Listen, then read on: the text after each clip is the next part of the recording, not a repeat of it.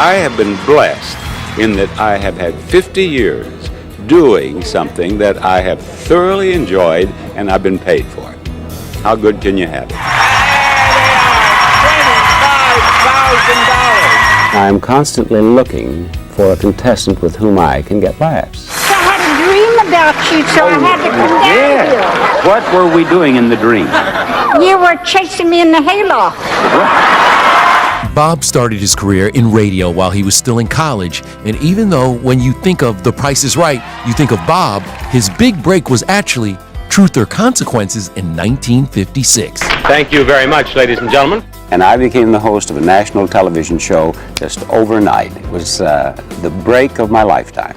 It was 16 years later in 1972 when Bob landed the job he would hold for nearly 35 years. No matter how tired you get, there's always a place to take a little rest. Bob helps thousands of contestants win big on the show, but those wheel spins and car giveaways help him win 17 Emmys, the most of any game show host. How about that? Give it back now. Love it. But in 2007, Bob decided to drop his signature skinny mic and hand The Price is Right over to Drew Carey. Drew Carey, come on down. It seemed to me that it was a neat time to retire. The show has been a hit since day one and is still right up there at the top. And I thought this was just a good time to quit. He wasn't gone for long, though. Bob returned to the show 3 more times, first in 2009 to promote his autobiography. With your permission, I would like to give everyone in the audience... Then again in 2013 to celebrate his 90th birthday. Oh, everybody say hi to the birthday boy, Bob Barker!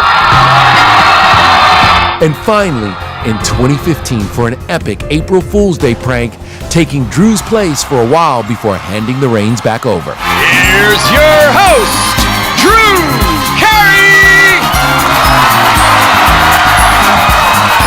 Now, I'm here because I was selected by The Price is Right to be their April Fool. That's right. How do you keep in such marvelous shape? Well, I'm a vegetarian and I try to get my rest and I drink. That sounds like a nice start for my life. I'm going to change it all over to that. Bob had other iconic gigs. His appearance in Adam Sandler's Happy Gilmore in 1996 was his first ever movie role, and that fight, comedy gold. I don't want a piece of you. I want the whole thing. E.T. was on the set with Bob, where at 72 years young, he did his own stunt work. Let's go. Fellas on The Price is Right, we were talking about this in the dressing room, and I told them that I was going to be doing this and that I won the fight and so on. And they said, well, you got to do it yourself. You got to do it yourself. And so I suggested that, and they're letting me do it myself. I'm pleased. Here's a young man who watched me as he was growing up, and look at him, he's a star. He's a success. See, that's what it could happen to you if you watch me on television.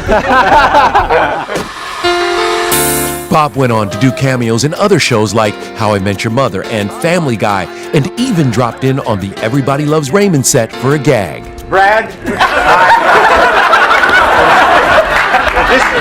Brad. Yes, Brad. Yes, Bob. Brad. How are you? I've been your fan for years. You're the guy. Thank you. Brad. But perhaps his favorite role was that of devoted husband to his wife of 36 years, Dorothy. The couple met when Bob was just 15 years old and remained together until her death from lung cancer in 1981 at age 57. It was true love for Bob, who always credited his wife with his success. My wife and I had our own radio show years and years and years ago. And when we'd go on vacation, we'd be talking about the show. If we had a long weekend, no matter what we were doing, we'd say, you know, for the show we could, and it was always the show, the show. Bob never remarried, and in his later years, he was often seen visiting Dorothy's grave. But here's something else most people never knew about Bob. I am a karate enthusiast. Chuck Norris was my first instructor. I had never even seen karate, let alone do it. And I had Chuck Norris as a guest on Truth or Consequences, and he did a demonstration that was so impressive that I thought, ooh, I want to do that. Here's my friend in retirement, She sees more of me and I see more of her. And we're happy about it, aren't we, Jesse?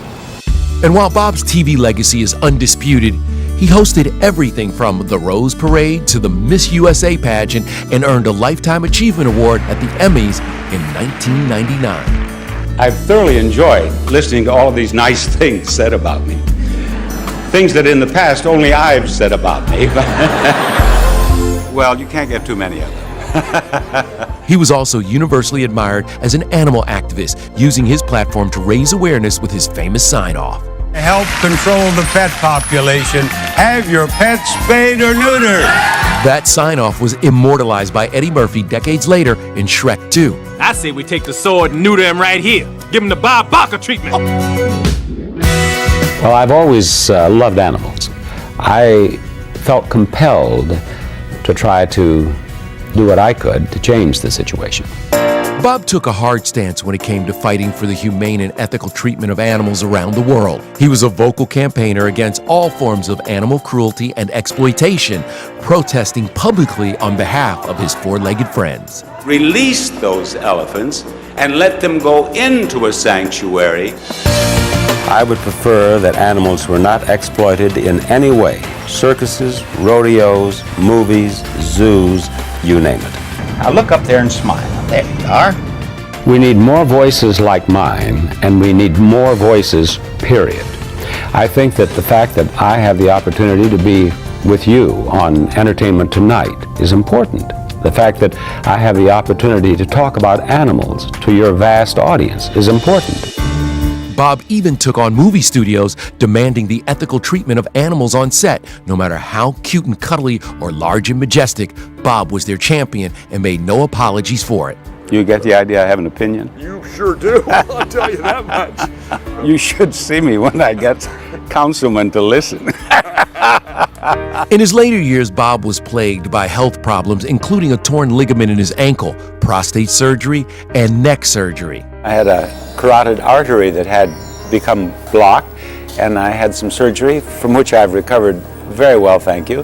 And I am back at work, and we're grinding out one hit after another.